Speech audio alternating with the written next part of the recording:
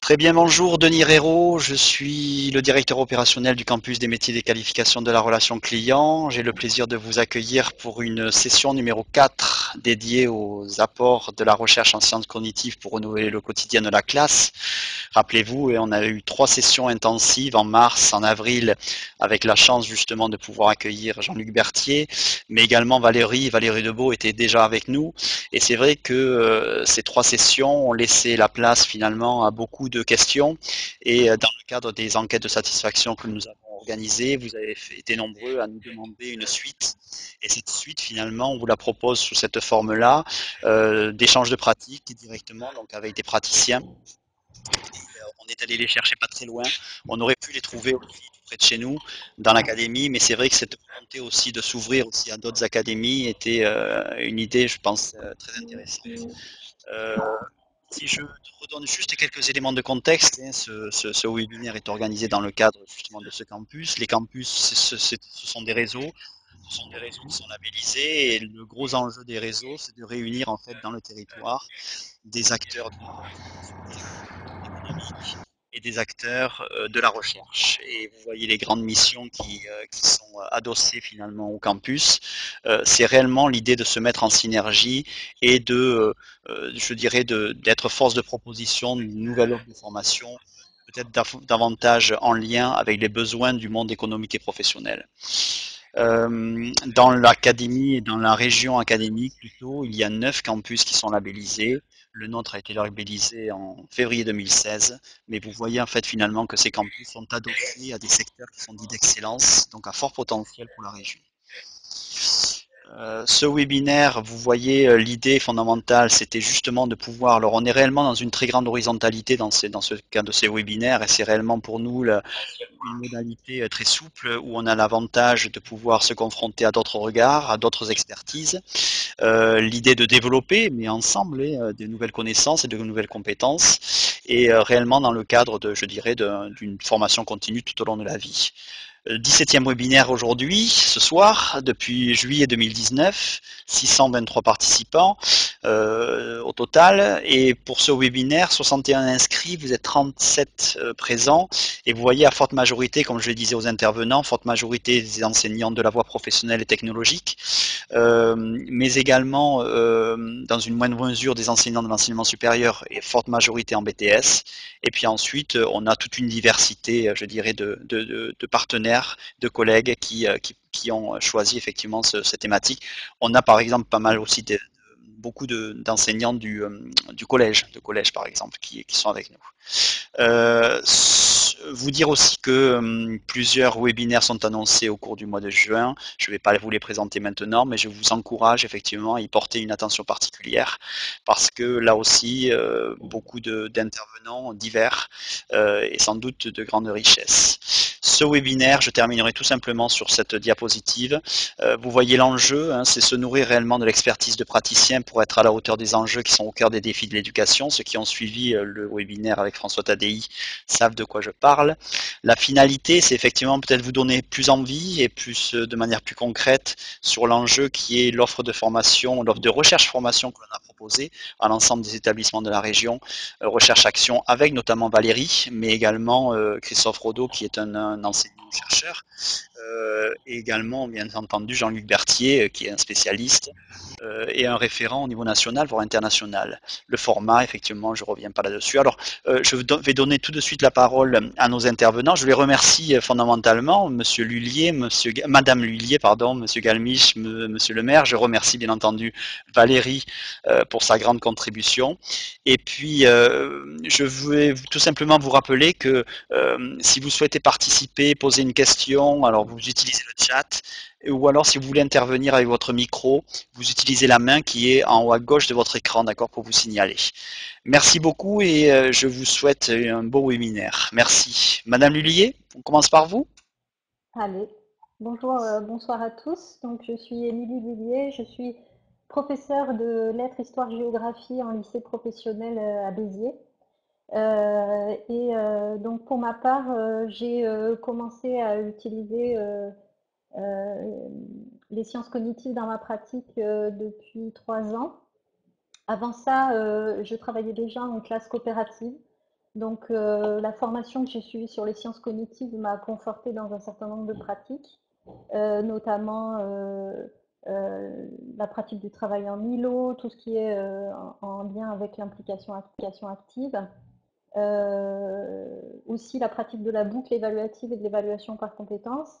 Et puis, ça m'a permis de développer de nouvelles pratiques, et notamment autour de la mémorisation, ce qui a permis d'obtenir des résultats assez spectaculaires, parce que là, l'année dernière, j'ai eu une promo de Terminal Bac Pro qui finissait un cycle de 3 ans et qui a eu de très très bonnes notes en histoire géo à l'examen. Voilà, et peut-être pour terminer cette présentation rapide, je pense qu'on pourra revenir en détail ensuite sur certains points.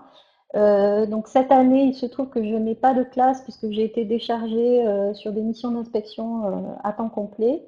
Mais avec les enseignants, on s'est appuyé sur notamment les sciences cognitives pour construire ensemble un gabarit de séquences à distance pour les élèves.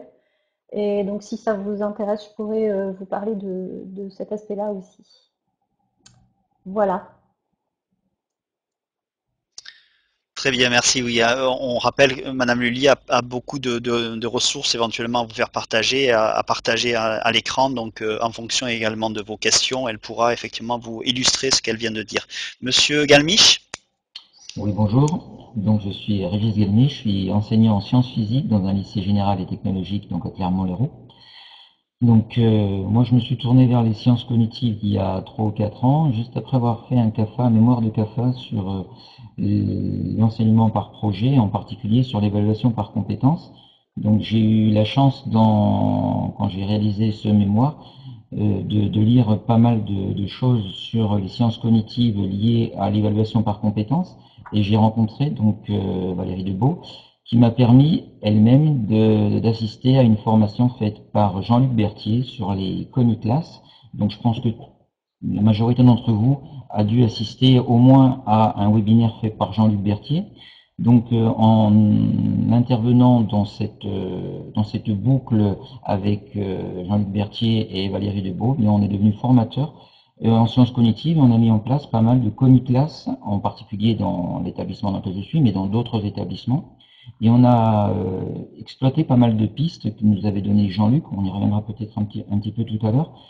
Et on s'est rendu compte qu'en travaillant en équipe, on peut mettre en place des choses très intéressantes et les élèves en retirent beaucoup d'avantages et sont globalement très satisfaisants d'avoir vu une autre méthode ou des autres méthodes d'enseignement par rapport à ce qu'ils ont habituellement.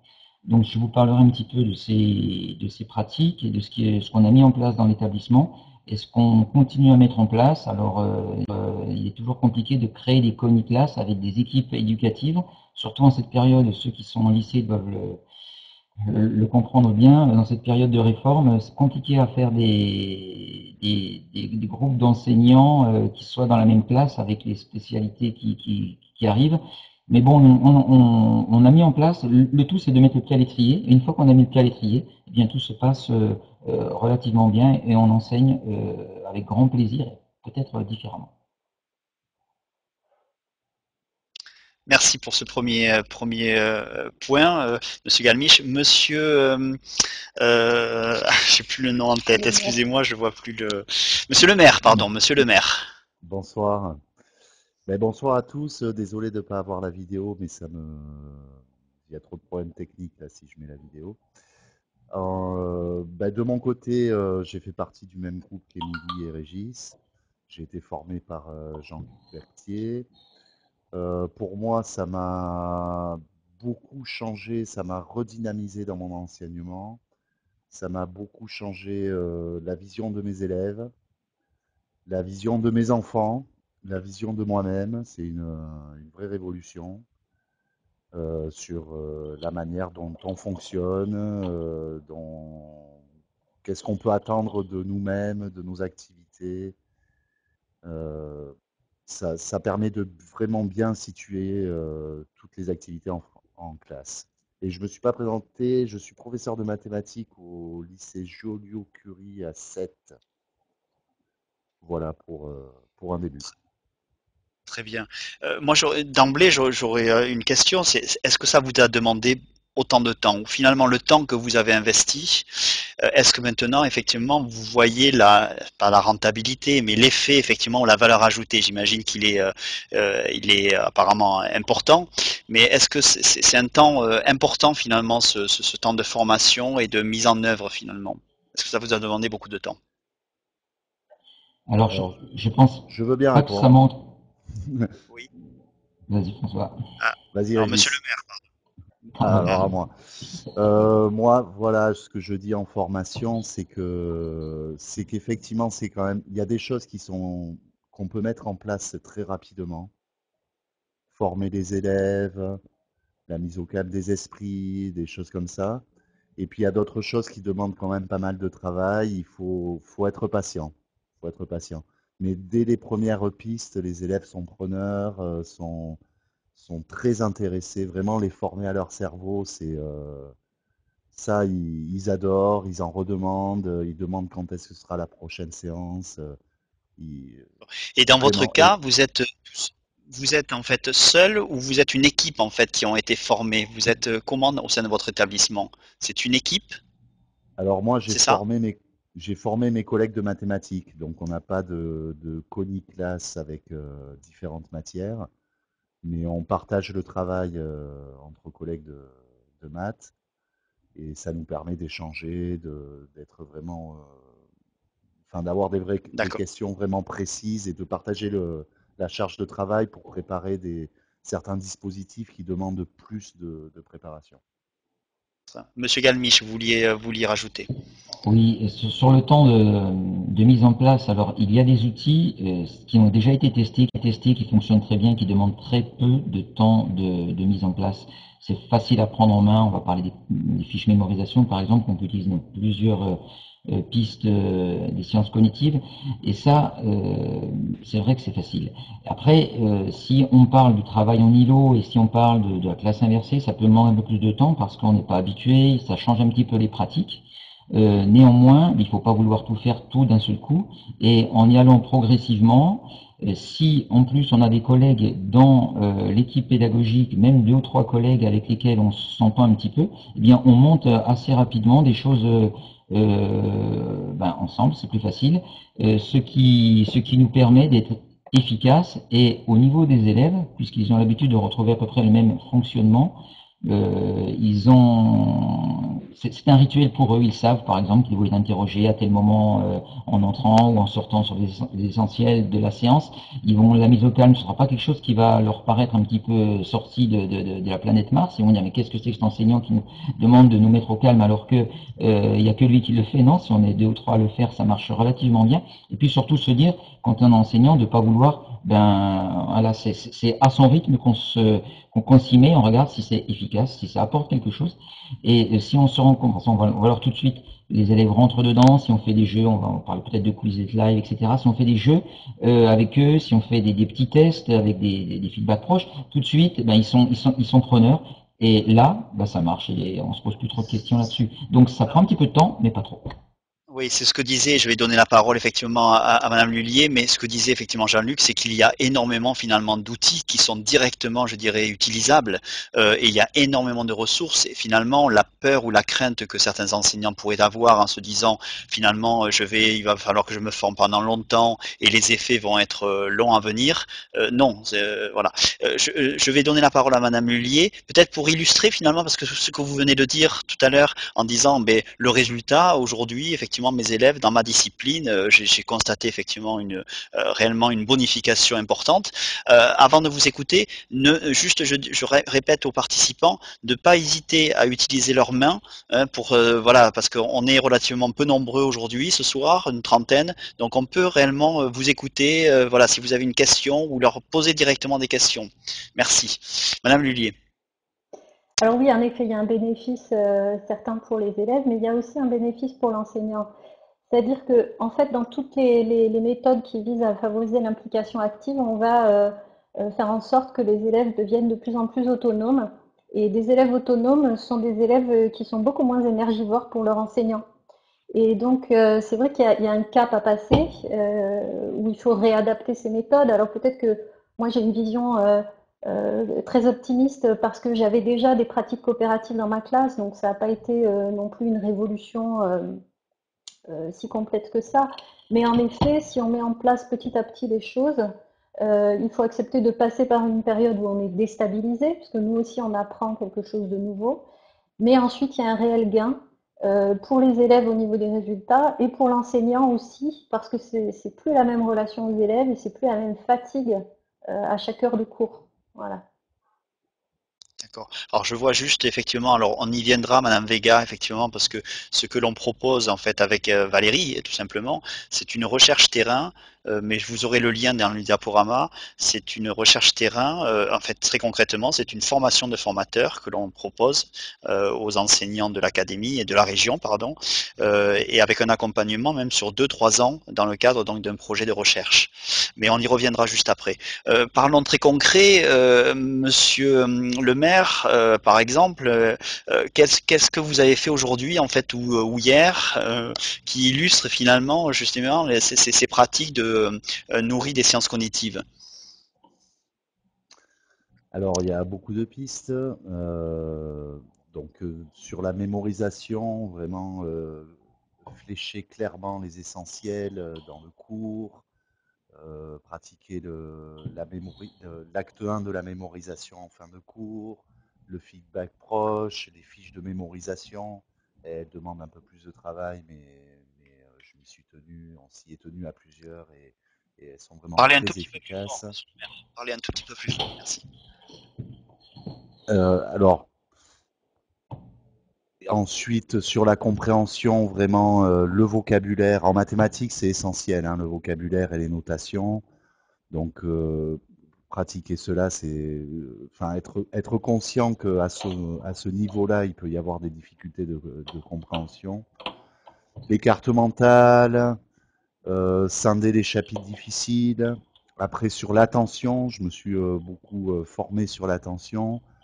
Donc, faire Mais c'est des prendre choses, ce conscience. sont des pratiques, pardon, ce sont des pratiques en fait que vous ne mettiez pas du tout en œuvre auparavant et qui ont transformé, c'est ça votre relation, vous-même, ce que disait Madame Lullier, c'est ça, transformer également les élèves réellement, vous le constatez?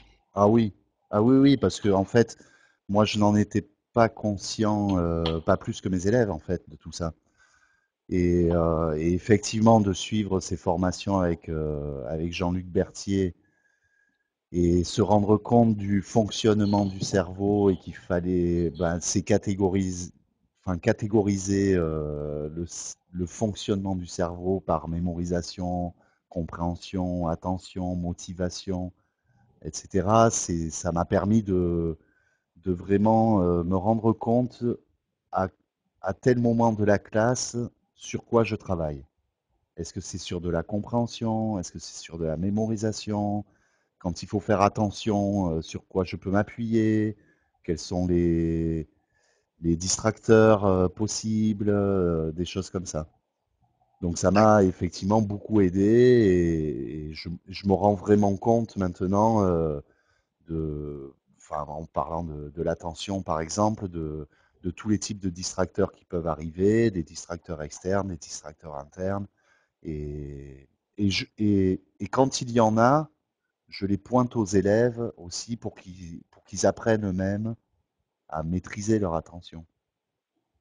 Très bien. Vous parliez d'autonomie tout à l'heure, je crois que c'était Madame Lullier. Ça se traduit comment après donc vous avez dit 2-3 ans, c'est ça peut-être de pratique, je ne sais plus exactement. Mais l'autonomie, vous le voyez effectivement concrètement comment, euh, voilà, sous quelle forme elle a transformé finalement cette autonomie. Alors, en lycée professionnel, on a la chance de pouvoir suivre les élèves de la seconde à la terminale. Donc, c'est vrai qu'on a 3 ans pour les former. Et à partir du moment où ils comprennent comment fonctionne leur cerveau et quelles sont leurs difficultés et leurs besoins pour pouvoir en venir à bout, c'est vrai que la différenciation dont on parle souvent et qui nous paraît absolument impossible à mettre en place, eh bien, elle va être prise en charge par les élèves eux-mêmes. C'est-à-dire que c'est les élèves qui vont finalement quelque part prendre conscience de leurs besoins d'entraînement, de leurs besoins de répétition, de leurs besoins de compréhension, de leurs besoins de coup de pouce. Et alors, c'est sûr que ça se fait pas en un claquement de doigts, c'est pas du jour au lendemain. Il va falloir étayer les élèves et les accompagner petit à petit vers ça. Mais effectivement, on arrive à la fin avec des classes qui tournent de manière assez autonome, des élèves qui sont capables de s'entraider, qui sont capables d'exprimer des besoins, ou s'ils n'arrivent pas à identifier l'origine de leurs difficultés, ils sont capables d'être suffisamment en confiance pour dire qu'ils sont en difficulté et demander un coup de main pour le diagnostic ou pour dépasser la difficulté. Donc c'est une toute autre relation qui se met en place et une relation qui est fondée sur le postulat que finalement l'élève est consentant à ce qui se passe dans la classe. Voilà, on n'est pas dans un affrontement entre le professeur et l'élève. Je me permets, est-ce qu'il y a des élèves qui ont été justement réfractaires en fait? Est-ce vous avez eu justement des obstacles au niveau des élèves, voire, je me permets, au niveau des parents? Alors peut-être Monsieur Galmiche ou Madame Lullier, comme voilà. Je pense pas, moi, a priori, qu'il y ait des obstacles de ce type-là, mais est-ce que vous rencontrez ces difficultés? Oui, oui, oui, on en rencontre. C'est sûr que ça va pas solutionner tous les problèmes qu'on rencontre dans l'enseignement. On a des réfractaires, on a des élèves qui se demandent quelquefois, en particulier quand on évalue par compétence, quand des notes disparaissent, pourquoi la note disparaît? C'est pas normal. Moi, je suis le meilleur, je veux être le meilleur tout le temps, donc je vais avoir 20 et puis je veux qu'il y en ait qui ait 2. Donc c'est comme ça, c'est rentré dans une certaine logique et des parents aussi. Donc, pour cet exemple-là, oui, on peut trouver des réfractaires aussi bien au niveau des parents qu'au niveau des élèves. Au niveau des élèves, au départ, on fait beaucoup de métacognition. On leur explique comment fonctionne le cerveau, on leur explique comment ce qu'on va faire, pourquoi on le fait. Et l'idée ultime, c'est de pouvoir faire la même chose avec les parents, justement pour qu'il n'y ait pas ces parents réfractaires ou ces problèmes, que tout le monde sache vers quel objectif on se dirige et pourquoi on va utiliser tel ou tel outil, sans les multiplier, mais voilà, on explique clairement aux parents et aux enfants. Alors c'est compliqué parce que si jamais cette année on se décide de faire des pistes de quelque chose qu'il faut expliquer aux élèves et qu'il faut faire la même chose aux parents qui viendront peut-être ou peut-être pas, parce qu'il ne faut pas rêver, hein, tous les parents ne vont pas venir si on les invite à venir à une information sur la façon dont va se passer l'année scolaire. Ça peut paraître beaucoup, mais nous, jusqu'à maintenant, on s'occupait pas trop des parents d'élèves. On faisait beaucoup de formation avec les élèves, hein. Et puis ensuite, on s'est rendu compte cette année que la formation des parents d'élèves est aussi importante. Donc, ne serait-ce que une présentation d'une heure, hein, on les invite à venir voir, ben voilà, ce que sont les sciences cognitives. On leur présente un petit tableau et pourquoi on va faire ça. Très bien, merci beaucoup. Alors je vois, juste je vais donner la parole à Madame Moujdi et Menoge. Juste avant, alors Valérie sans doute est à notre avec nous, mais essentiellement par le chat. Alors elle précise effectivement que la formation que nous proposons, mais vous aurez le descriptif très clair depuis le diaporama. Plusieurs dizaines de pistes cognitives qui portent sur les fonctions suivantes: la mémorisation, la compréhension, l'attention, l'engagement, la motivation et la métacognition. Mais je sais sans doute que pour ceux qui ont déjà suivi les webinaires de Jean-Luc Berthier, tous ces éléments-là, effectivement, avaient été traités, sans doute survolés, parce qu'effectivement, ça nécessite sans doute beaucoup plus de temps. Madame Moujdi Menoge, vous prenez votre micro et vous posez votre question. Merci. Je vous remercie beaucoup pour cette présentation et merci de me donner la parole. Alors ma question est la suivante. Vos pratiques enseignantes ont évolué en intégrant cette dimension des sciences cognitives. Est-ce qu'on peut dire que votre posture a également changé? Oh oui. Et si oui, comment, s'il vous plaît? Alors, François, tu veux... allez, Monsieur le maire et puis ensuite Madame Lullier. Comment dire? Disons qu'on a le même cerveau que nos élèves quand même. Donc on se rend bien compte que nous-mêmes, en nous formant, on est soumis aux mêmes lois du cerveau finalement que celles de nos élèves. Et donc on se met un peu plus à leur place par rapport à leurs difficultés. C'est vrai que nous dominons notre matière. Et Un peu plus fort, finalement, excusez-moi, Monsieur le maire. Un tout petit peu plus fort, merci. nous dominons notre matière et finalement, quand nous apprenons quelque chose de nouveau, nous sommes soumis aux mêmes difficultés que nos élèves. Donc ça permet de se mettre à la place de l'élève dans qu'est-ce quelles sont les difficultés qu'ils rencontrent en termes, est-ce que c'est des difficultés de mémorisation? Est-ce que ce sont des difficultés de compréhension? Est-ce que ce sont des difficultés d'intention?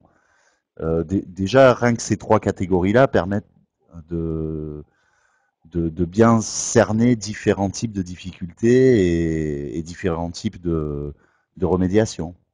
D'accord. Madame Lhuillier, sur la posture, justement, votre posture? Oui, en effet, la posture de l'enseignant change et celle des élèves change aussi en miroir. Et d'ailleurs, je ne sais pas lequel de la poule et de l'œuf est à l'origine de ça, mais ce qui se passe, c'est qu'on passe finalement d'une logique de tranchée, hein, où chacun est campé sur ses positions et finalement est dans une espèce d'affrontement qui est assez caractéristique de l'adolescence, à une logique de front pionnier, où on va passer élèves et enseignants du même côté de la barrière et essayer d'agrandir ensemble l'espace de liberté, l'espace de compréhension et d'intelligence qu'on se donne. Voilà. Donc la posture de l'enseignant change euh, parce que la posture des élèves change et la posture des élèves change parce que la posture de l'enseignant change. Voilà. Il y a un cercle vertueux. Monsieur Galmiche, éventuellement, mais sinon, voilà, n'hésitez pas à utiliser votre main toujours pour vos questions. Et Madame Moujdi, voilà, vous me direz si ça a répondu à votre question. Monsieur Galmiche. Non, je pense que je pense que François et Émilie ont bien parlé sur la posture de l'enseignant par rapport aux élèves. C'est vrai que cet effet miroir, il est réel. On voit, je reviens là sur la motivation des élèves qu'on a eue. On travaille en classe virtuelle pour l'instant. Et j'ai une classe où j'ai la plupart des élèves qui viennent encore, j'en ai 28 sur 35 qui assistent et qui font les activités, qui font les Quizlet live, qui font tout ce que je mets en place, ils sont là, ils sont assidus. J'en ai une autre où j'en ai que 15 qui viennent sur les 34 que j'ai depuis le début. Et la posture que j'ai face à eux, c'est que voilà, ils ont l'habitude de travailler de la même façon, d'utiliser les outils qu'on a. Ils sont là, ils sont motivés. Quand on regarde dans d'autres classes où il n'y a pas ces méthodes d'enseignement ou ce rythme, ils sont là avec moi, mais ils sont là avec les autres aussi. Hein, je suis pas le seul. Et ben, on a perdu beaucoup plus d'élèves. Donc cette posture, cette façon de travailler, eh bien, elle existe aussi en classe virtuelle. Dans la classe, c'est difficile, ils viennent tous, donc ils n'ont pas le choix. Ils sont là en classe virtuelle, ils choisissent. Il n'y aura rien qui leur arrivera s'ils ne viennent pas en classe virtuelle. Donc là, ils y viennent quand même. Ça montre que dans les classes où on a mis en pratique les coniclasses, où les enseignants travaillent avec les sciences cognitives, ça marche mieux, ça marche beaucoup mieux parce que les élèves, ils ont l'habitude de travailler d'une certaine façon. C'est plus du frontal, ça n'a plus rien à voir et ça change la vie. C'est ce que disait François tout à l'heure. Ça a changé mon métier. Moi, je suis enseignant depuis 30 et quelques années. Il y a 4 ou 5 ans, bon, c'était le train-train, la zone de confort, c'est toujours la même chose. Et ça m'a changé la vie, ces sciences cognitives. Je fais plein de choses. Alors tout marche pas forcément tout le temps, mais je reviens au lycée. Moi, je vais au lycée avec énormément de plaisir parce que je vais faire des trucs nouveaux. Et les élèves, eh bien, ils suivent ces choses nouvelles et j'invente toujours quelque chose. Il y a toujours de nouvelles pratiques, ou sites internet, voilà, il y a toujours quelque chose qui font que on va pouvoir mettre en place les sciences cognitives pour l'enseignement. Est-ce qu'on Alors, pourrait se peut-être dire... je Allez-y, allez-y. voudrais juste ajouter, pour le lycée professionnel, il y a une particularité qui est que bien souvent, lorsque les élèves arrivent au lycée professionnel, ils ont une expérience du collège qui est un petit peu difficile, un petit peu malheureuse, et en tout cas, ils ne se vivent pas comme des élèves qui réussissent. Donc, ils n'ont pas du tout de difficulté à changer de manière de travailler. Voilà, si on leur dit finalement ben, on enlève les notes ou finalement on va travailler à plusieurs ou euh, ils ont rien contre ça et ils sont plutôt contents de pouvoir changer de posture, de pouvoir changer, de pouvoir rebattre les cartes de la scolarité. Donc je dirais c'est peut-être encore plus facile paradoxalement au lycée professionnel. J'avais une question. N'hésitez pas, encore une fois, les participants, si vous souhaitez poser des questions. C'est vraiment libre ce soir. Est-ce que ça tient à votre personnalité? Est-ce qu'on pourrait se dire qu'il y a des enseignants qui ont peut-être plus de facilité à rentrer dans ces dispositifs-là? Moi, j'ai pas le sentiment parce que je crois au contraire que finalement vous vous êtes transformé et que finalement ce que vous faisiez par les sciences cognitives, ça vous a transformé et que finalement il n'y a pas, je dirais, d'obstacle. Un enseignant qui peut-être était très créatif, l'a été encore plus avec les sciences cognitives. Un enseignant qui était peut-être qui vivait peut-être son enseignement un peu cloisonné, l'a sans doute également, enfin ça lui a permis peut-être de s'ouvrir davantage. Enfin voilà, est-ce que ça tient à sa personnalité ou non? Il y a sans doute une part de Alors, personnalité, vas-y. mais bon, comme je l'ai dit tout à l'heure, ça ne va pas changer forcément la façon dont on va faire cours, en partie pour les pistes qu'on va mettre en place. Mais c'est pas parce que vous allez dire que vous êtes dans une comiclasse ou que vous travaillez avec les sciences cognitives, vous expliquez quelque chose aux élèves, que du jour au lendemain, ils vont vous écouter religieusement en disant « Ah, c'est un génie ». Non, ça se passera pas comme ça c'est sûr. La personnalité va jouer, mais ce n'est pas que ça. Ce n'est pas que ça. Émilie, tu voulais peut-être intervenir là-dessus. Oui, je disais, il y a quand même dans tout ça beaucoup de gestes professionnels. C'est véritablement de posture professionnelle qu'il s'agit. Et même si on est enseignant avec sa personnalité, ce qu'on a appris dans le groupe de Coniclass, ce sont véritablement des gestes professionnels, voilà, qui sont tout à fait. On est d'accord que finalement il n'y a pas de classe interdite. Valérie effectivement met le doigt, l'attention sur les élèves de SECPA, mais effectivement c'est autant en collège, autant en lycée bien entendu, autant en BTS. On est bien d'accord qu'en BTS ça a toute sa place également. Ça transforme également les pratiques. Je vois Madame Lullier qui fait de grands yeux effectivement. Oui, j'imagine. On est bien d'accord. Mhm.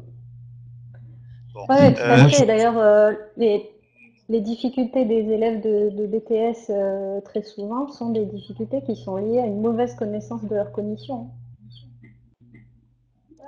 Effectivement, et ça prend sans doute aussi un sens particulier avec les dispositifs comme par exemple l'accompagnement personnalisé. Enfin, ça fait particulièrement sens dans le cadre de la transformation de la voie professionnelle, dans le cadre des dispositifs autour de l'accompagnement personnalisé, enfin voilà, je pense qu'il y a effectivement matière à les rendre autonomes dans ces dispositifs-là. Madame Moujdi Menoge, vous souhaitez poser une nouvelle question? Oui, je me permets. Est-ce que cela jaillit sur les autres cours? Est-ce que vous avez des retours des collègues qui vous disent qu'effectivement les élèves ont changé? Ou est-ce qu'ils remobilisent finalement ce qu'ils acquièrent avec vous dans les autres cours? Oui, une anecdote que je vous raconte. En début d'année, je fais un petit peu de cours sur la métacognition.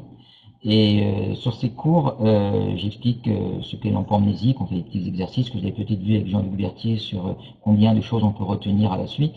Et on se rend vite compte qu'on ne peut pas retenir énormément de choses, 7, 8, 9 au maximum, si on fait des liens. Donc les élèves savent qu'ils sont limités en empamnésique et que de temps en temps, quand on est arrivé à l'empamnésique, il faut arrêter, on change d'activité, on fait autre chose. Et moi, quand je leur ai fait la démonstration, on a fait ça, le cours d'après ou les cours suivants, il y avait des élèves qui sont allés voir le collègue en disant c'est bon, stop, on arrête, il faut qu'on fasse une pause de 5 minutes parce que on est arrivé à notre empamnésique, on a fini. Et les collègues sont venus voir, ils disent mais bon, ça les a fait sourire, ils n'ont pas pris grief, heureusement. Mais disons que voilà, il y a des pratiques qui ressurgissent dans leur cours en disant c'est pas, il faut faire comme Monsieur Tel ou Tartampion, c'est pas ça. Mais c'est que voilà, ils se disent, les élèves, ils ont compris qu'il y a un moment donné, ben, ils pouvaient plus. Quand on fait un cours, on balance, surtout en lycée, on a l'impression d'avoir un entonnoir et on bourre, ça y est, j'ai réussi à faire tout ce que je voulais faire dans la journée, ben, ça peut pas marcher. Monsieur Galmiche, vous êtes arrivé à évangéliser autour de vous, finalement, à faire venir progressivement d'autres enseignants par votre pratique? Alors, c'est pas aussi simple que ça quand même, oui, et on évangélise pas mal, et puis il y a toujours, il y a beaucoup de réfractaires, parce que au lycée, alors je vais peut-être dire une grosse bêtise, hein, ne m'en veuillez pas, au lycée, les enseignants, ils sont arrivés au lycée, ils ont peut-être mis déjà un certain temps pour arriver au lycée, ils sont contents, ils ont leur pratique habituelle, et ils ne dérogent pas de leur pratique. C'est comme ça que ça se passe. C'est comme ça qu'ils étaient élèves, eux. Il faut bien comprendre que dans l'enseignement, c'est comme ça que ça se passe. Les professeurs étaient de bons élèves. Les méthodes ancestrales fonctionnaient très bien. Pour eux, ils ont réussi. Ils ont réussi comme on leur enseignait. Donc, quand ils arrivent aujourd'hui devant les élèves, qu'est-ce qu'ils font? C'est tout à fait logique. Ça marche pour eux. Donc, on recommence à faire de l'enseignement comme ce qui a bien marché pour nous. Donc, on y va. Sauf que quand on analyse bien, et moi j'ai analysé ça parce que au lycée ça pouvait être un peu compliqué pour moi. J'étais un bon élève, j'ai fait un bac C, mais je me rendais compte que les profs, ce qu'ils disaient des fois, c'était très éloigné de moi et qui s'occupaient pas du tout de moi. J'étais pas le meilleur élève de la classe c'était pas normal pour moi. Donc je me suis intéressé à ça en me disant mais tous les autres, qu'est-ce qu'on en fait? Et à l'époque, il y avait 40% d'une classe d'âge qui allait en terminale. Maintenant, avec tout le monde qui arrive en lycée pro, en bac, ils vont tous avoir le bac. Moi, ils sont tous amenés à avoir le bac. Donc il faut tenir compte de tout le monde, ceux qui ont des difficultés, ceux qui apprennent pas comme les autres, surtout ceux qui ont des problèmes de dyslexie, etc. Vous verrez que ça intéresse particulièrement ces élèves parce que voilà, on prend en compte leurs problèmes que jusqu'à présent avec un cours magistral où on ne tient pas très peu compte des sciences cognitives, ben ça marche pas quoi, ils suivent pas et puis bon, ben, Très bien. tant pis pour eux. Très bien. Merci beaucoup, Monsieur Galmiche, de votre franchise. Et j'ai souvenir de ce que disait François Tadei au dernier webinaire. Il disait ça ne devrait pas exister le devoir de réserve dans notre ministère. J'aime bien votre franchise. Madame, alors j'aimerais bien qu'on rentre un petit peu sur du pratico-pratique. Justement, Madame Lullier, vous proposiez éventuellement de partager quelques exemples. Et je vois qu'il y a plusieurs questions. Monsieur Franco, Madame Murati, voilà, peut-être sur des exemples concrets d'outils ou sur des rituels, voilà, que vous proposez. Voilà, vous pouvez partager votre Alors, écran. peut-être pour commencer, alors par contre, je peux toujours pas partager mon écran. Je sais, j'ai pas Au-dessus, la peut-être, fonction. Émilie, partagez l'écran au-dessus d'accueil. Là où il y a caméra, Au-dessus de. partage d'écran, tu as. Alors, Tu vois pas partage d'écran? voilà. Non, mais je l'avais tout à l'heure, mais là Ben, je clique l'ai dessus. plus. Tu vois où il y a marqué accueil? En haut à droite. Non, non, ça y est pas. Je l'ai plus cette colonne. Ah, d'accord. Euh, Il est parti. alors, je ne sais pas si Bruno est avec nous, juste parce Bon, mais que... euh, Moi, je peux le ah si, partager, ça y est. donc c'est le mien qui est toi tu partagé. peux partager, Ouais. Ah, mais moi je peux pas. Et, alors, Alors par contre, ce que je peux vous, peut-être en attendant, on peut faire pour favoriser l'engagement de ces élèves. Peut-être un premier élément, c'est essayer de comprendre ça. Comment on peut faire pour favoriser l'engagement de ces élèves? Peut-être un premier élément, c'est essayer de comprendre pourquoi ces élèves sont désengagés. Et très souvent, en fait, ils ont une confiance très limitée dans leur capacité à réussir. Et avec raison. C'est-à-dire que finalement, au collège, ils ont rencontré beaucoup d'échecs. Parfois, ils ont eu même une période où ils essayaient d'apprendre les leçons, puis ça marchait pas, et ils se prenaient une mauvaise note à l'interro, donc du coup, ils ont arrêté. excusez-moi Euh, juste, et excusez-moi juste, Monsieur Galmiche, vous pouvez, voilà, voilà, revenir comme ça, c'est bon. merci. Merci. Excusez-moi. pardon. Et donc, ce que je fais avec ces élèves qui sont quand même très fortement désengagés, hein, c'est-à-dire quand j'arrive et je dis on va faire de l'histoire ou de la géographie, il y a vraiment pas d'enthousiasme de leur part. Je fais ce qu'on appelle une boucle évaluative. C'est-à-dire que, en fait, je leur annonce que tant qu'ils n'auront pas réussi l'évaluation, ils vont recommencer.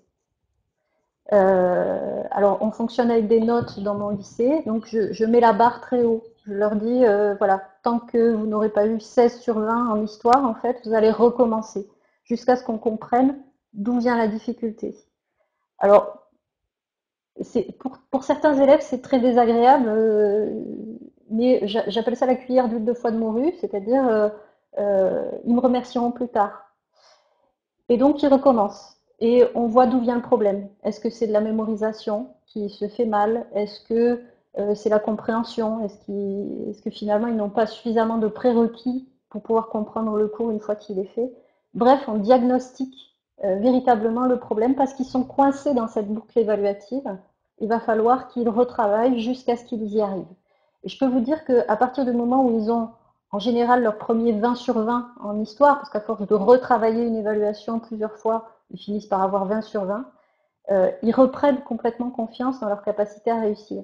C'est la fameuse courbe des émotions. Vous savez, quand on est face à quelque chose de nouveau qu'on ne connaît pas, les émotions très négatives s'installent et c'est très difficile de remonter dans les émotions positives quand on n'a pas eu cette expérience. Voilà.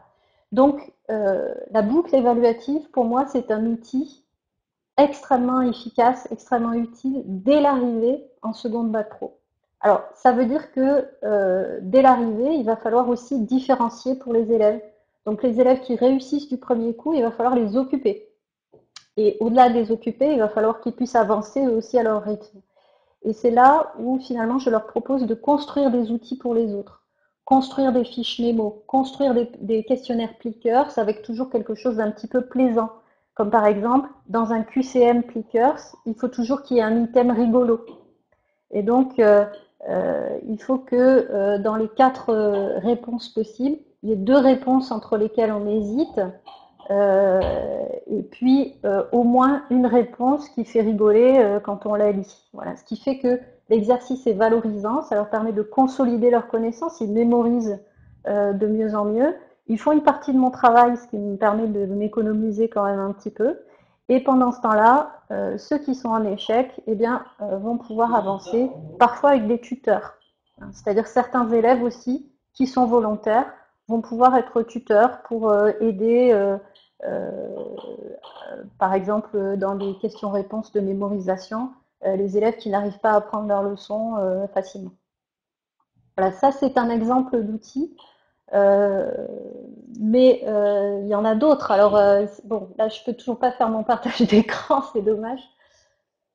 J'ai demandé, j'ai demandé à Bruno éventuellement de nous aider, mais pourtant le partage d'écran, vous l'avez. Enfin bon, je comprends pas. Bon, tant pis, c'est pas Et grave. tout à l'heure, il y était, et là, il y est plus. Je sais pas où il est passé.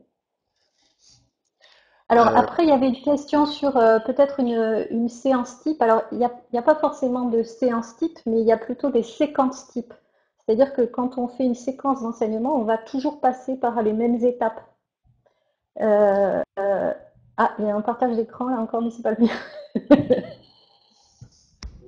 Oui, je l'ai lancé, il fonctionne, hein. Essayez de recliquer, allez-y.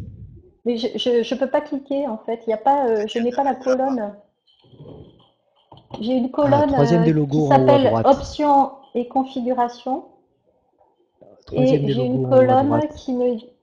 Comment? Allez-y. Troisième des logos en haut à droite, la petite page cornée avec un player par devant. Ça fait revenir la colonne présentation. Fichier à télécharger? Non. Au-dessus, Ah, au-dessus, on ça a y la est. petite roue dentée. Ah, super. Alors, partage d'écran. Du coup, je vais pouvoir vous présenter peut-être. Merci beaucoup, Bruno. Est-ce que vous voyez là? On l'a pas Encore. encore. On l'a pas encore.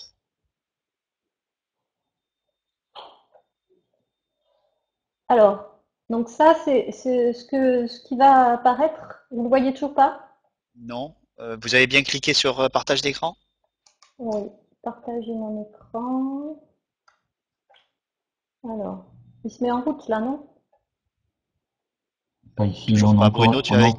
on a encore le diaporama. Oui, et il faut bien lui reconfirmer en bas après, partager mon écran. Alors, il me dit vérification de via screen sharing.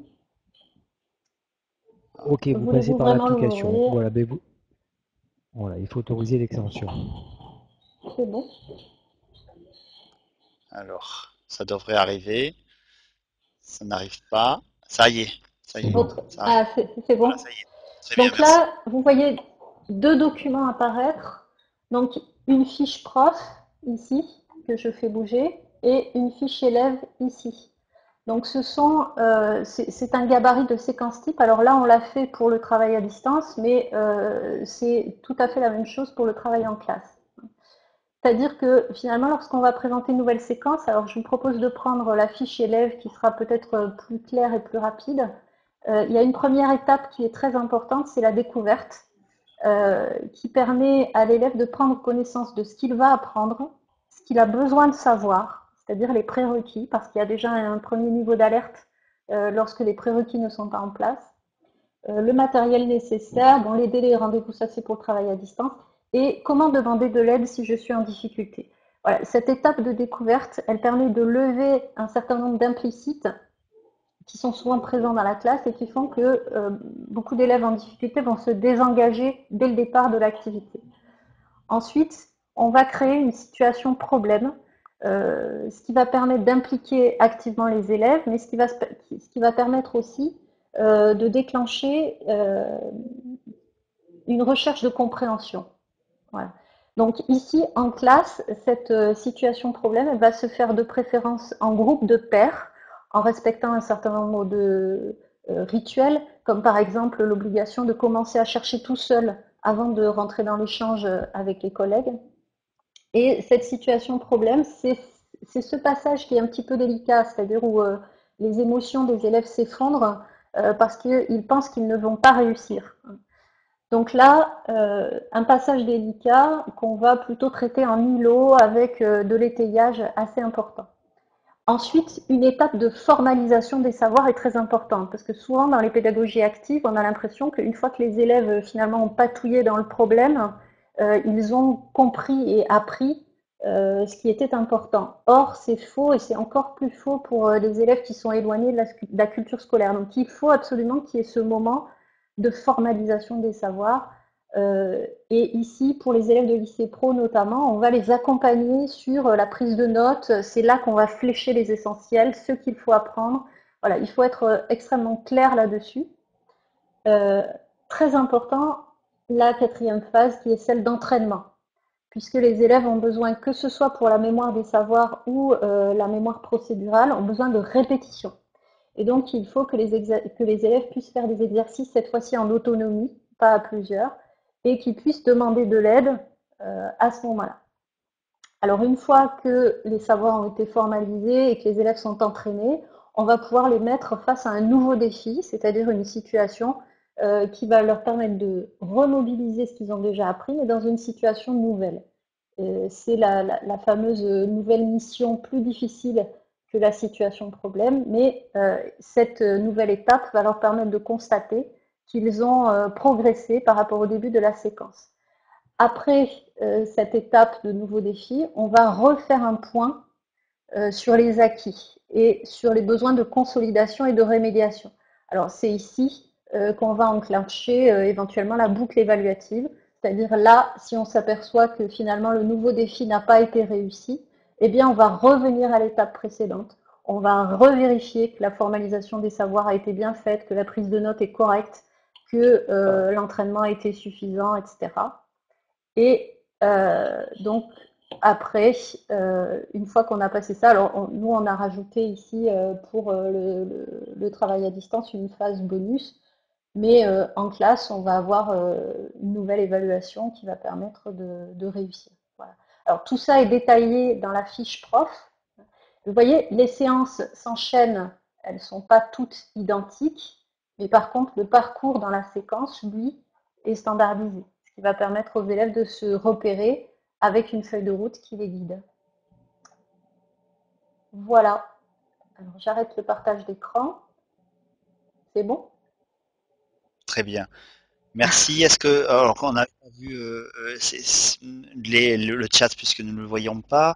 Voilà, n'hésitez pas à prendre la parole si éventuellement quelqu'un souhaite poser des questions complémentaires.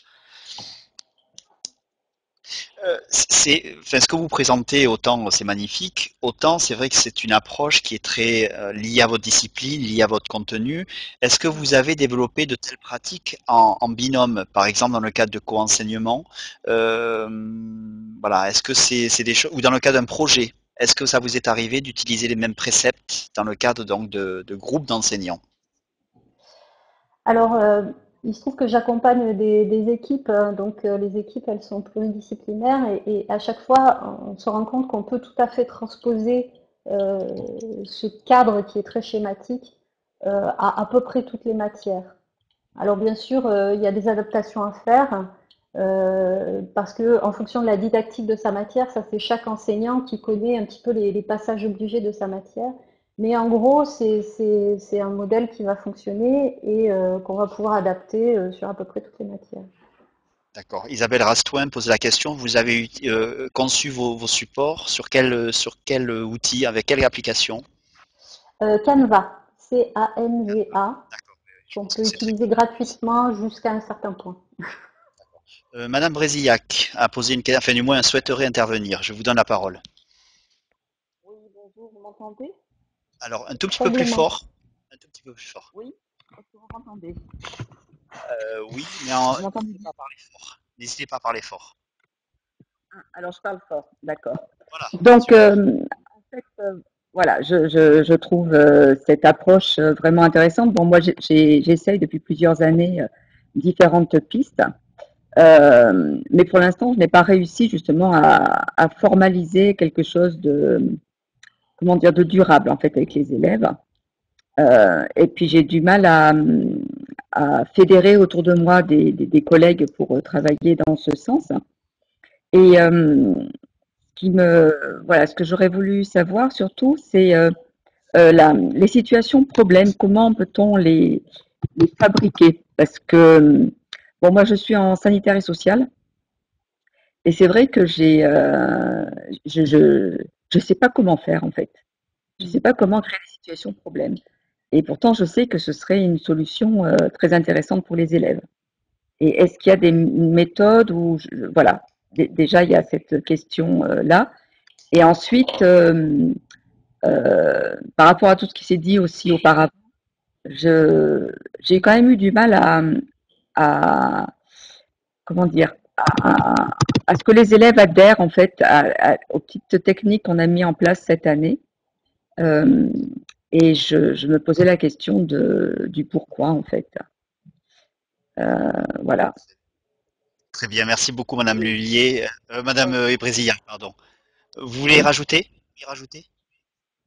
Oh, je voulais juste rajouter une dernière chose, c'est euh, l'évaluation, la boucle évaluative, c'est bien sur la même évaluation qu'elle est faite, hein? Oui, c'est ça. Ouais. D'accord, très bien. Alors, on donne la parole, soit Madame Lullier, Monsieur Galmiche, Monsieur le maire, dites-moi. Alors, peut-être sur les situations de problème, en plus, je vois qu'il y a une question dans le chat sur l'histoire géo, je peux donner quelques exemples. En fait, ça peut être des choses très très simples, notamment en histoire géo.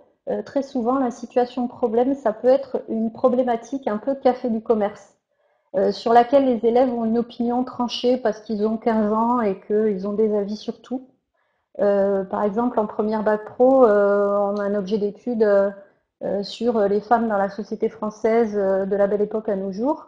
On peut tout à fait poser une question fermée, c'est-à-dire finalement la situation des femmes de la fin du 19e siècle à aujourd'hui, est-ce qu'elle a changé ou pas?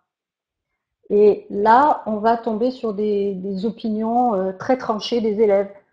Caricaturalement, les filles vont dire bah non, les femmes, elles font toujours le ménage, elles s'occupent toujours des enfants, finalement, elles sont toujours dominées, il n'y a rien qui a changé. Et puis les garçons qui vont dire mais vous rigolez, aujourd'hui c'est les femmes qui dominent le monde, et puis vous avez tous les droits, etc., etc. Et à partir du moment là, on a une situation problème très simple. Mais le problème en fait qu'on veut poser, n'est plus le problème du prof, c'est devenu le problème des élèves. Parce qu'ils se sont empaillés dessus. Et nous, avec notre cours, ouais, avec notre cours, on a la réponse. En fait, on va dire qui a raison. Et donc, ils vont écouter davantage le cours. Après, ça peut être, on peut aller de ça à quelque chose d'extrêmement complexe et élaboré, comme par exemple une étude de cas en géographie, c'est une situation problème. Ah, Donc finalement, notre situation problème, elle peut prendre 10 minutes au début du cours ou elle peut prendre 2 heures. On peut consacrer 2 heures à la situation problème. Ce qu'il faut, en fait, quand on conçoit la situation problème, c'est que le problème qui était uniquement le nôtre en arrivant en cours, ça devienne celui des élèves. d'accord. Voilà. Alors, Voilà. merci. Il y a Valérie Debeau qui ajoute effectivement que on fait travailler les élèves sur les biais cognitifs et socio-cognitifs dans le cadre des situations problèmes, pour compléter justement ce qui vient d'être dit. Juste un élément peut-être, et je laisse la parole ensuite à Monsieur Galmiche et Monsieur le maire s'ils souhaitent rajouter des choses, mais notre difficulté pour pouvoir, je dirais, mettre en œuvre, j'ai le sentiment en fait que vous êtes un peu seul. Vous avez la volonté sans doute, mais vous n'avez peut-être pas l'adhésion de vos collègues. Et l'idée justement que je propose dans le cadre du campus, c'est un petit peu la suite, et c'est pour ça qu'on fait toutes ces sessions, c'est justement vous proposer en fait un dispositif clé en main entre guillemets, et l'idée, c'est qu'il relève bien entendu d'initiative et d'engagement d'enseignants, la volonté des enseignants, mais surtout qu'il relève finalement d'un engagement de l'établissement et du chef d'établissement pour faire ensuite effectivement boule de neige au sein de votre établissement. Donc et l'idée aussi, c'est que c'est pas un seul établissement, c'est plusieurs établissements. On est parti avec Valérie avec l'idée d'avoir au moins une vingtaine d'établissements. Je ne sais pas si on va y arriver, mais c'est l'idée effectivement d'être engagé dans une dynamique régionale. Monsieur Galmiche, je reviendrai là-dessus après en conclusion. Il est 34, normalement on a commencé dans un peu, oui, pratiquement 1 heure, donc on va bientôt peut-être conclure, mais Monsieur Galmiche, Monsieur le maire, ça fait longtemps qu'on ne vous a pas entendu, est-ce que vous souhaitez rajouter des éléments? Non, mais on n'a pas parlé depuis longtemps parce que Émilie était très claire et c'était très bien, donc on n'a pas osé. Mais ce qu'elle met en place en lycée professionnel peut se mettre en place dans n'importe quel autre lycée ou collège, peu importe. Mais c'est vrai qu'on adapte aussi. Moi, je fais pas autant de boucles évaluatives qu'Émilie parce que concrètement, j'ai pas le temps de refaire passer régulièrement, mais ça pourrait se concevoir, hein, c'est pas quelque chose dans lequel je me suis lancé. Par contre, nous, ce qu'on fait beaucoup, c'est les situations problèmes en sciences physiques, puisque on a toujours des situations problèmes en entrant, un problème à résoudre, et les élèves doivent en général regarder le problème avant de venir en classe. Quand ils arrivent en classe, ils savent déjà quel est leur problème et ils mettent en place les activités avec le matériel à leur disposition pour le résoudre. Donc les situations problèmes, elles sont toutes différentes. Dans chaque discipline, je pense que c'est différent, mais on retrouve toujours, à partir du moment où on a réussi à faire passer notre problème à nous, comme disait Émilie, aux élèves, on a réussi. Merci beaucoup. Vous faites bien de préciser effectivement que les temps, peut-être les durées dont vous avez que vous avez à disposition diffèrent entre la voie professionnelle et la voie générale. Donc c'est vrai qu'il y a peut-être effectivement des modalités effectivement de mise en œuvre qui peuvent différer entre les deux. Monsieur le maire, vous souhaitez rajouter des éléments? Alors, moi, je commence à bien connaître Régis et Émilie en ayant formé avec eux. Je suis admiratif du travail qu'ils font, Émilie en termes de travail collaboratif et Régis avec le numérique. Moi, je me situe bien en deçà de tout ça. Et enfin, ce que je veux dire, c'est que il s'agit pas tellement de révolutionner. Il faut pas avoir peur, en fait. On va pas se révolutionner, mais on va vraiment comprendre en étudiant la théorie de comment fonctionne le cerveau. On va vraiment comprendre nos dispositifs d'avant, quand est-ce qu'ils fonctionnent et quand est-ce qu'ils ne peuvent pas fonctionner.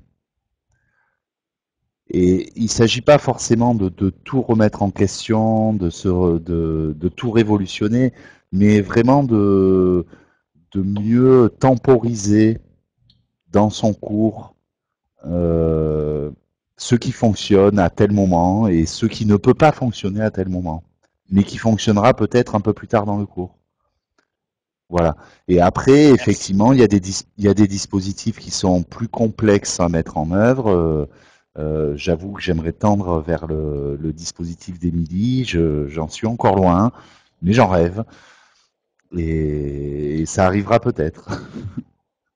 Non, j'ai trouvé votre parole très humaine et votre modestie effectivement vous honore, mais j'imagine aussi que vous faites aussi sans doute beaucoup de choses et votre présence déjà est importante pour nous et c'est grand aussi ce que vous apportez ce soir.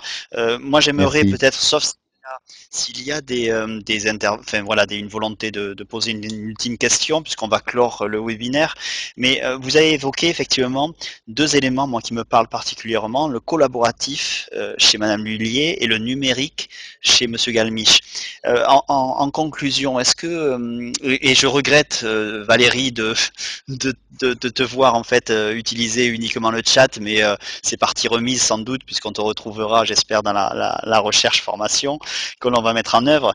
Je vous propose, Monsieur Galmiche d'abord et ensuite Madame Lullier, pour clore le webinaire, de nous dire peut-être plus précisément ce que vous faites de si extraordinaire, puisque je reprends les mots, pratiquement les mots de votre collègue, dans le domaine du numérique et Madame Lullier dans le domaine du collaboratif. Alors, Et je termine. Oui, Allez-y. je vous... Donc, dans le domaine du numérique, l'extraordinaire, c'est pas le bon mot quand même, hein. Donc, ce que j'ai trouvé, moi, de très bien dans le numérique, c'est de pouvoir tester les élèves comme je ne pouvais jamais le faire auparavant. Quand je donnais un exercice, eh bien, je donnais un exercice, il fallait que j'aille vers chaque élève, regarder si c'était juste ou si c'était faux. J'avais pas le temps de faire le tour de la classe, ça me prenait des minutes et des minutes. Là, avec le numérique, j'utilise soit Cuisinière, soit Socrative, soit Plickers. C'est directement en 5 minutes, s'ils ont un terminal numérique ou s'ils ont simplement des QR codes à flasher avec Plickers, en 5 minutes, je réussis à voir qui a compris, qui n'a pas compris. Je réussis à motiver les élèves. Ceux qui ont réussi sont très contents, ceux qui n'ont pas réussi, ben, tant pis pour eux, mais ils vont peut-être mieux réussir. On réussit aussi à faire la même chose en les faisant travailler en groupe. Je ne sais pas si vous connaissez Quizlet Live.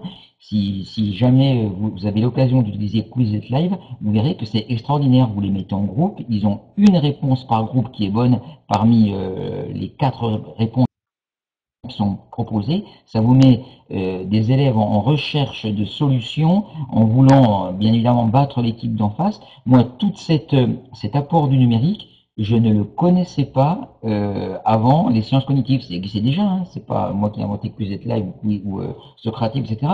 Mais je voyais pas trop comment l'utiliser. Maintenant, j'ai vu qu'un élève, quand il a une question, la réponse tout de suite après, que ça permet de gagner quelque chose ou d'avancer plus vite que les autres, ça motive énormément.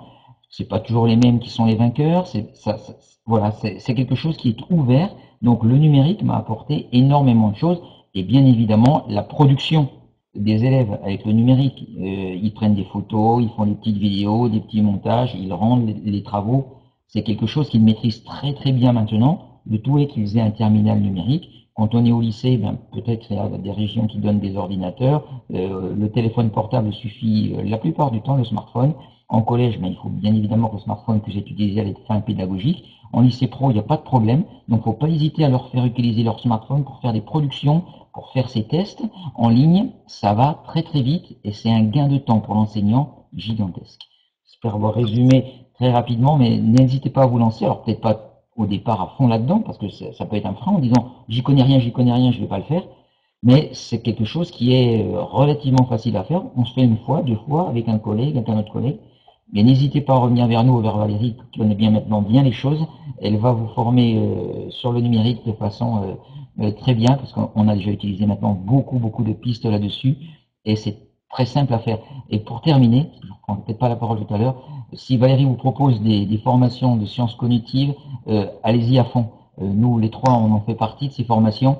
Il faut y aller, quoi. C'est trop bien. On s'entraide entre nous. On développe avec les collègues des établissements.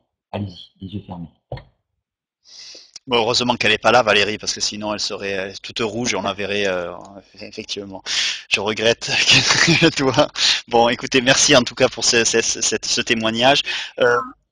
Mais voilà. Mais écoute, je te laisserai le mot de la fin. Tu prendras le temps qu'il te faut, d'accord?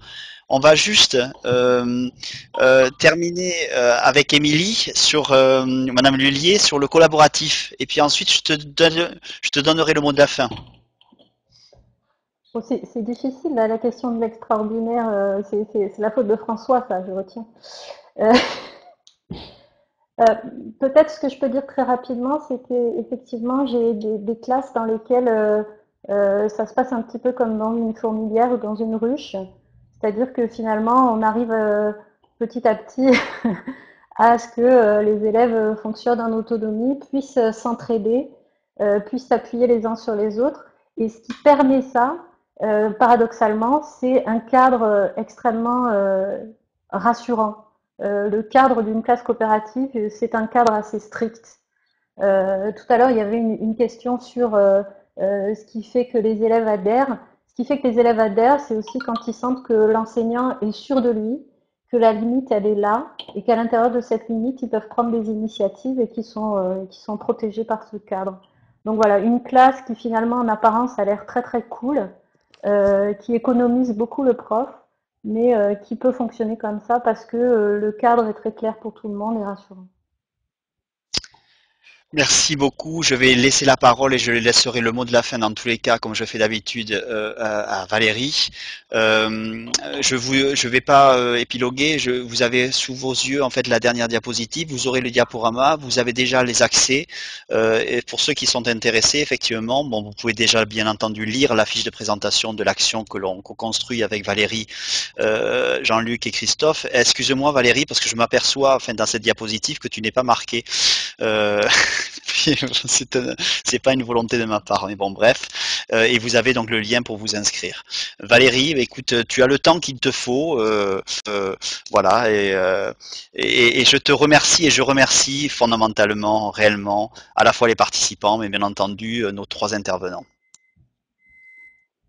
D'accord. Alors Merci moi, aussi. je voulais simplement vous faire un petit retour sur ce que nous avons pu mettre en place et expérimenter sur Montpellier, puisque François, Régis et Émilie font partie d'un groupe de formateurs qui a formé pas mal d'enseignants dans l'Académie de Montpellier. On a monté plus de 37 coniclasses, pardon, on a formé plus de 37 établissements, on a monté plus d'une centaine de coniclasses dans l'Académie.